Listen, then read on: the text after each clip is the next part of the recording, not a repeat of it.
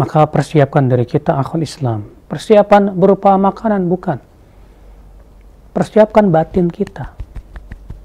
Kalau Nabi SAW ketika hendak di-Isra Mi'rajkan, ya, dicuci dulu hatinya. Kata para ulama, apa hikmahnya? Kenapa Rasulullah SAW sebelum di-Isra Mi'rajkan dicuci dulu hatinya, dibersihkan, dimasukkan padanya apa?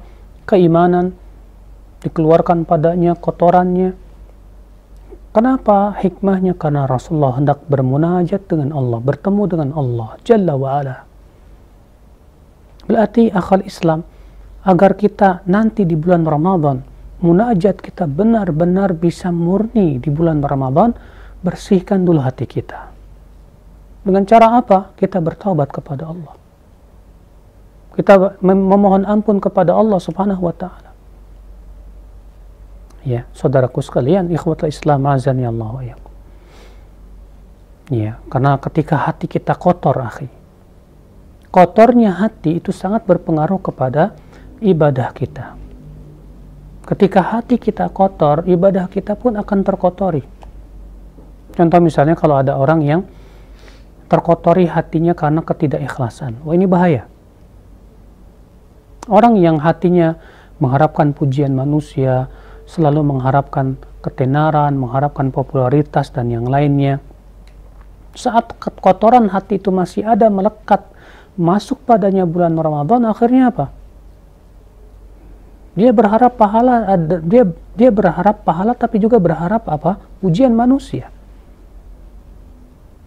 Akhirnya Allah batalkan amalannya. Allah tidak terima amalnya. Kenapa? Karena hatinya yang masih kotor. Ketika hati kita masih dikotori dengan cinta dunia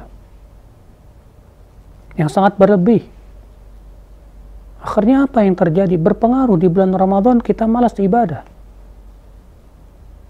Untuk membaca Quran berat. Maka dari itu ya, ketika saya pernah bertanya kepada seseorang, kemarin bulan Ramadan kamu khatam Quran tidak? Tidak. Subhanallah. Iya. Sampai untuk mengkhatam Quran walaupun sekali di bulan Ramadan berat. Kenapa demikian? Karena hatinya masih kotor, akhi. Padahal, akhi, ya, hati yang bening akan menyebabkan apa? Akan menyebabkan dia menginginkan kebaikan terlebih. Sedangkan hati yang terkotori dengan cinta dunia dan syahwat mengakibatkan apa? Menginginkan dunianya lebih daripada beramal saleh. Saudaraku sekalian, ikhwatal iman, saudaraku seiman, maka berusahalah ya akhi, kita minta ampun kepada Allah. Bersihkan hati kita, bersihkan segala macam kotoran yang ada di hati kita untuk supaya kita bisa beribadah maksimal di bulan Ramadan. Niatkan dengan kuat bahwa saya di bulan Ramadan ini saya ingin memperbaiki diri. Saya ingin meraih ampunan Allah Jalla wa'ala, karena kita takut sekali kalau ternyata keluar dari bulan Ramadan dalam keadaan tidak mendapatkan ampunan dari Allah. Ini yang kita khawatirkan. Kenapa? Karena Rasulullah mendoakan keburukan buat orang tersebut. Dalam hadis yang sudah kita sebutkan tadi.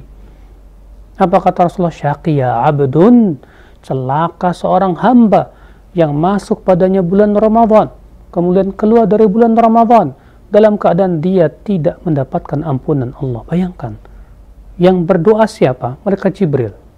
Yang mengaminkan siapa? Rasulullah Shallallahu Alaihi Wasallam. Sebaik-baik malaikat diaminkan oleh sebaik-baik manusia. Subhanallah.